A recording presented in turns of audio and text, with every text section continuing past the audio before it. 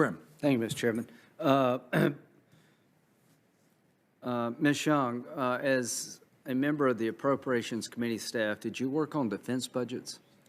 I happen to be staff director, so all of them, so defense included. Yeah. So how do you see the world in terms of danger right now?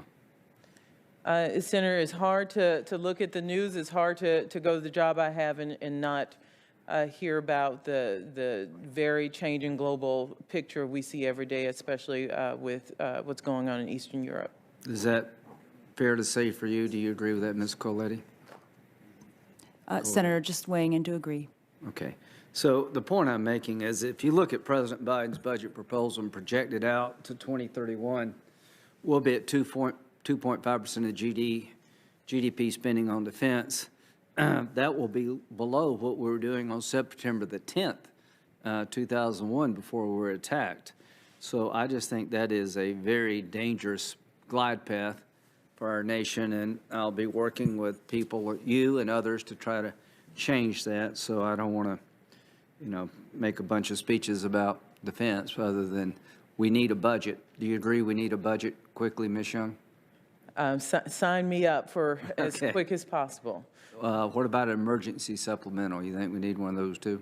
Senator Graham, we are assessing everything from COVID to our situation in Eastern Europe, and we clearly will be in contact if we think the resources are needed. Well, I got contacted by the administration about $3.5 billion for Afghanistan to go to UN agencies, not the Taliban. Count me in for that. I think the best way to do that is through an emergency supplemental. The World Food Program has been under siege because of COVID and all kind of problems out there. We've got problems at home and abroad, so I think an emergency supplemental would be well utilized and also to help the Ukraine. As a matter of fact, if we did have an emergency supplemental, would you support designating foreign military financing for Ukraine as part of that package? Senator, you're looking at someone. I've visited Ukraine 3 times as a congressional staffer and know the issues very up close, and it's troubling by what we see there. So as you mentioned, we don't have a regular to support that. We don't have a regular appropriations bill, so somewhere in one of those packages, I won't dictate to the appropriations leaders how they do it. We certainly support Ukraine aid. Okay. Iron Dome. 8 months ago, President Biden promised to provide $1 billion to replenish Israel's Iron Dome system following the barrage of missile attacks from Hamas in Gaza. To this point in time, the administration has not yet formally requested the additional Iron Dome funding. Do you know if that's going to happen? Do you support that happening? Senator Graham, I think the Department of Defense has been clear with congressional leadership that they support that backfilling of Iron Dome. The last legislative vehicle, I understand, is pending in the Senate, but we certainly I've been told that you haven't made a formal request of the Congress. Is that not accurate? It's one of many things we have communicated through technical assistance to the Capitol. That is a normal way. The sooner the better that we can get Iron Dome replenished, because the world and that part of the world is getting more dangerous also. So I look forward to working with you on that. We just passed a bipartisan infrastructure package, and I voted for, and we had a lot of money for roads and bridges and ports. One of the things that bothers a lot of us, just not me, is that the Federal Highway Administration issued a memo recently that says that runs counter to congressional intent by discouraging the use of federal dollars by states for new highway capacity projects. In South Carolina, we need all the highways we can get. What's your view about that memorandum?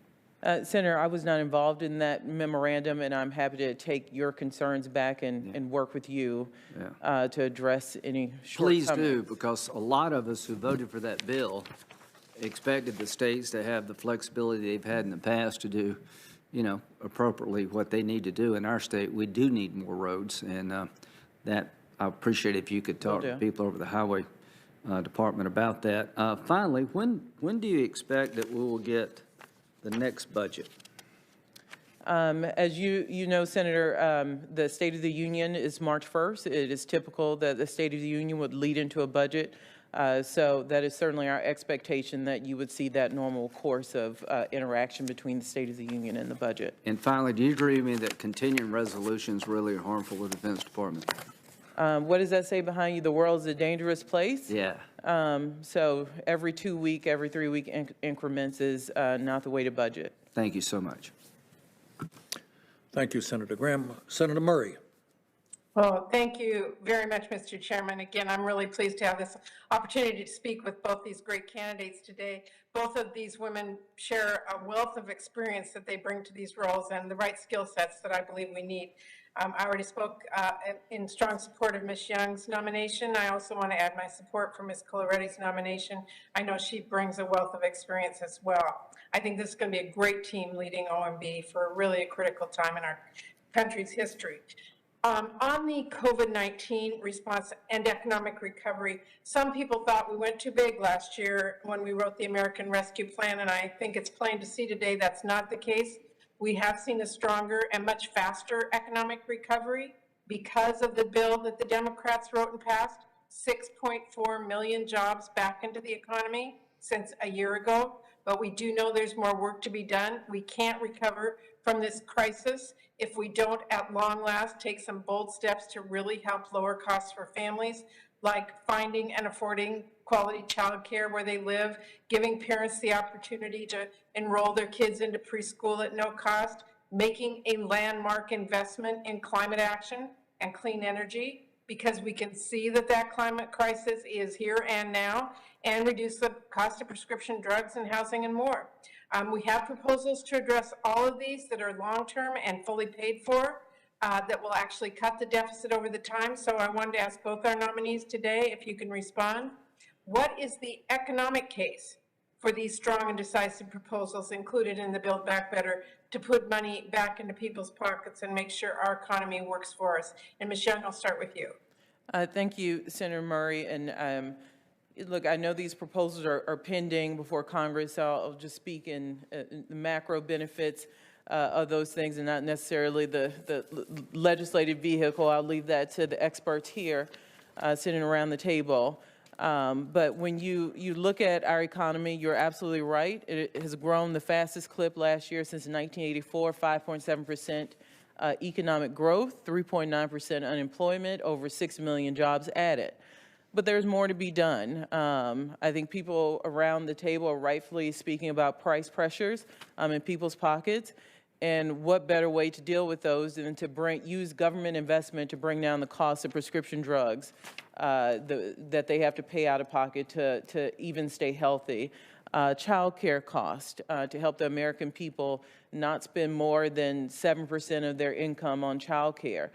You cannot go to work without adequate child care, as I'm quickly finding out with a 3-month-old. It is essential to the household. So there's an economic case to these proposals that you're not just pandemic related, but these were things that I'd argue were deficits that we need to come out better on the other side of this pandemic than when we entered it.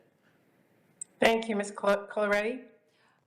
Senator Murray, I really appreciate this question. I think these proposals are aimed at building this economy. We've said it before, I'll just say it again, from the bottom up and the middle out, in the effort to grow the economy and direct investments into people so that they can actually become more productive and contribute to a growing economy. And I think that the Biden administration, as I observe it from the outside, is directed in the right direction.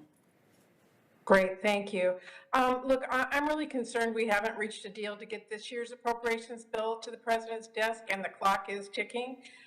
Ms. Young, can you speak to the importance of reaching a spending agreement for fiscal year 2022 and some of the consequences if we fail to do so? Sometimes I find it hard to find the words to this question. It is so incredibly important. You just heard Senator Graham talk about the defense needs and the uncertainty in the world.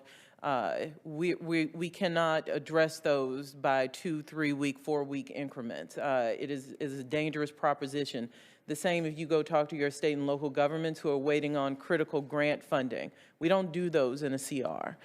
So it delays investments by your state and local. So it really is paramount to get an appropriations deal done, and we stand willing. from the administration's point of view to help do what we need to do to bring that to fruition. Thank you. And quickly before I close, I just want to raise two issues of critical importance to my home state of Washington. We have discussed these previously, Ms. Young, and the first is salmon recovery. And it's so important to restore these Pacific Northwest iconic salmon runs. We got to continue our work on that. And the second is the federal government's moral and legal obligation to clean up the Hanford nuclear site. So I want to tell you, I'm going to be talking to you about this more, but we've got to make sure that Hanford is on a cost-effective trajectory without compromising the cleanup mission. We've got a lot of work ahead there. With that, let me thank you both for being willing to do these. I look forward to working with the chairman to get you confirmed as quickly as possible. Thank you. Thank you, Senator Murray. Senator Toomey.